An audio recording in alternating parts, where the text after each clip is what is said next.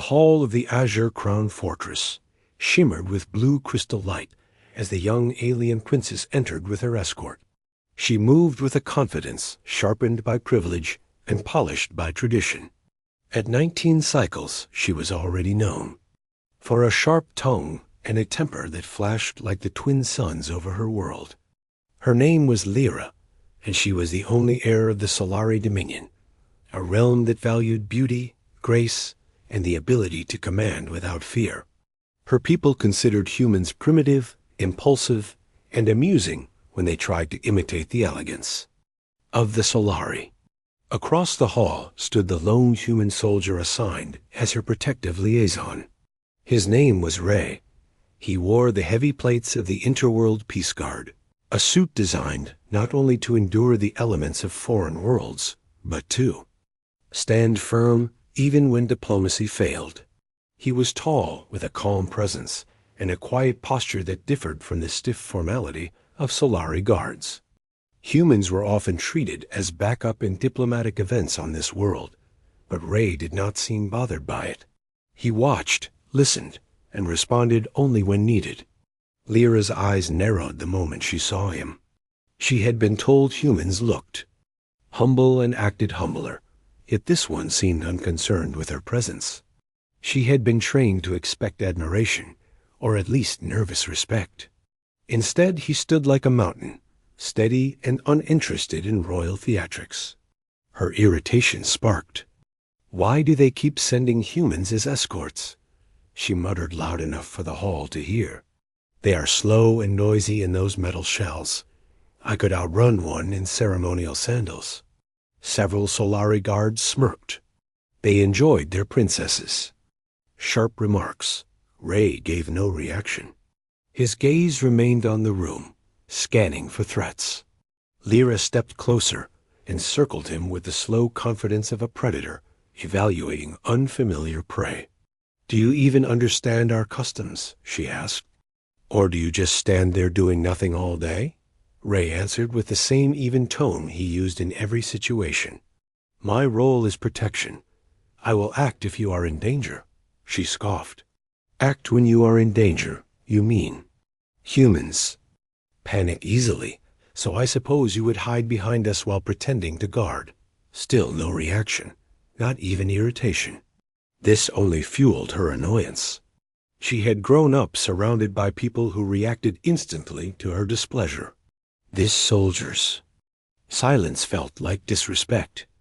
"I wonder how much power your kind can have if one glare from a Solari makes you flinch," she said.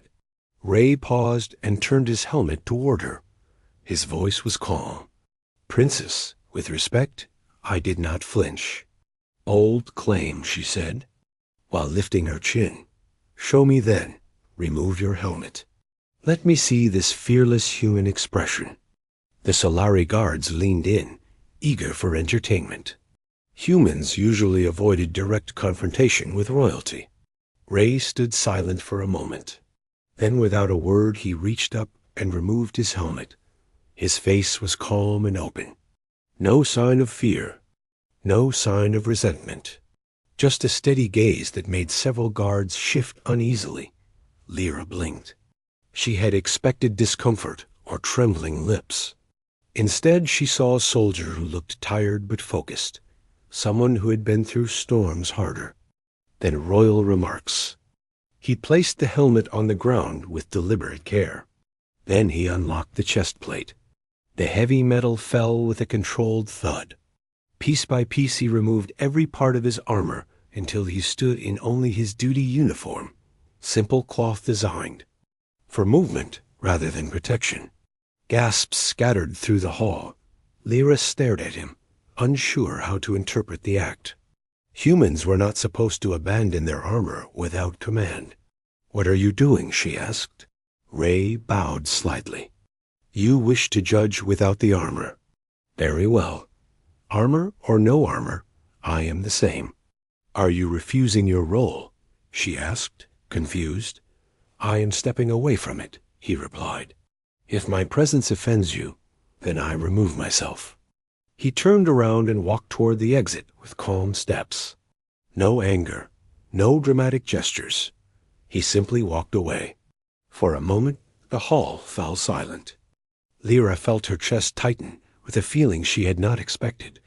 It was not victory. It was something closer to discomfort. Perhaps even guilt. She had not intended for him to actually leave. He was supposed to defend himself, argue back, or at least react. Yet he had shown a quiet dignity that made her own behavior feel childish. Her voice came out sharper than she intended. "Where do you think you are going?" Ray did not stop. "Outside, away from the hall." "You cannot leave your post," she said. "I already did," he answered without turning. Her pride flared. She marched after him, ignoring the shocked whispers of her guards. They had never seen their princess chase after anyone. When she reached him in the corridor, she grabbed his arm. "Stop." He stopped. She looked up at him with a mixture of stubbornness and confusion. "Why did you walk away?" "I did not dismiss you." Ray met her eyes. "Princess, I serve to protect, not to be mocked for existing. If you believe humans inferior, my presence adds no value to you. Therefore I leave." Lyra hesitated. Her world had taught her that humans sought approval from higher species. They should be eager to prove their worth, eager to cling to any position near royal authority.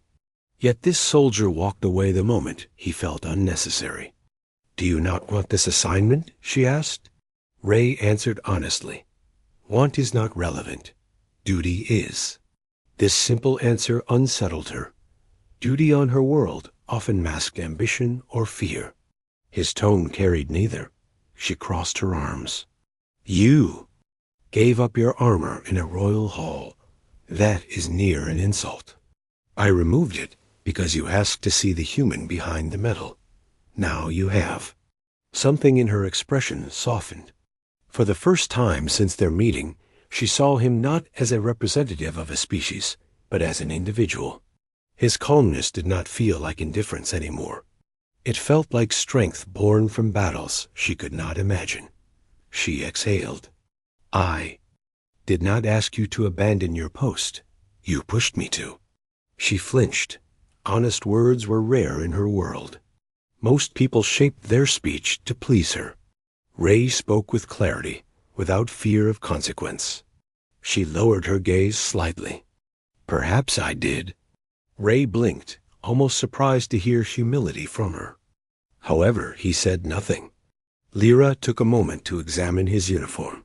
Without armor, he looked less like a soldier and more like someone carrying the weight of many days. His sleeves were worn, his gloves a bit frayed.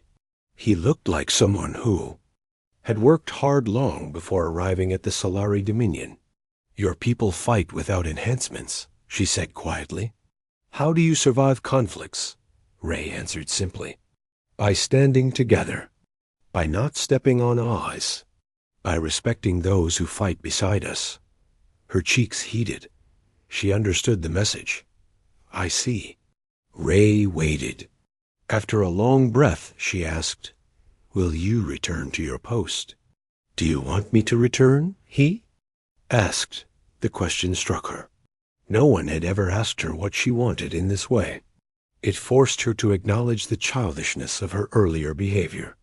She looked him in the eyes. "Yes, I do." Ray nodded. "And I will." He turned back toward the hall, but she stopped him again. "Not like this. You cannot return without armor. It would look like I stripped you of your gear in anger." Ray shrugged. "Your people may think what they want." She frowned. "I care what they think." He studied her carefully. "Why?" She hesitated. "Because I am princess. Their perception shapes stability." "Then command me to retrieve my armor," he said. She stepped aside.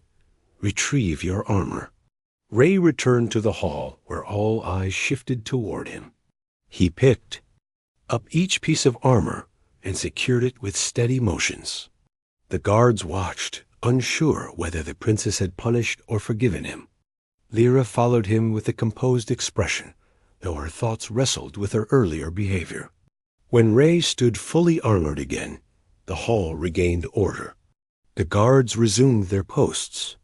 The diplomats steadied their attention. Lyra approached him and spoke loud enough for everyone to hear. The human soldier remains my assigned escort. Any disrespect toward him is disrespect toward me. Whispers echoed in surprise. It was not common for royalty to defend a human soldier. Ray stood still, but in his eyes a faint spark of gratitude appeared. The day continued with official events. Lyra attended diplomatic briefings, ritual ceremonies, and strategic discussions with leaders from neighboring star systems. Ray followed, at a measured distance, vigilant and steady. Throughout the day, Lyra found herself glancing at him. She had always believed humans hailed from a younger, less refined species. Yet Ray held a discipline even her elite guards lacked. He did not bow excessively or puff himself with false confidence. He stood with a quiet strength that seemed to anchor the room. In the late afternoon, a delegation from the Iron Crest Alliance arrived. They were known for their abrasive attitudes and crude remarks. Their commander, a towering figure named Voro, walked with heavy confidence and little respect for any royal protocol. When he entered the hall, his gaze fell on Lyra. "So this is the young heir of the Solari Dominion," he said with a mocking grin, barely grown, still too fragile to understand real conflict. Her guards tensed, but Ray stepped forward slightly, his focus sharpened. Lyra raised her chin. "I am prepared for any discussion." "Not from what I hear," Voro said. "Your people say you cannot even manage a simple human soldier without causing trauma." The hall froze. Someone had clearly reported the earlier event. Lyra's throat tightened, but she refused to show weakness. Before she could respond, Ray stepped beside her. "Commander Voro, your information is incomplete. Their W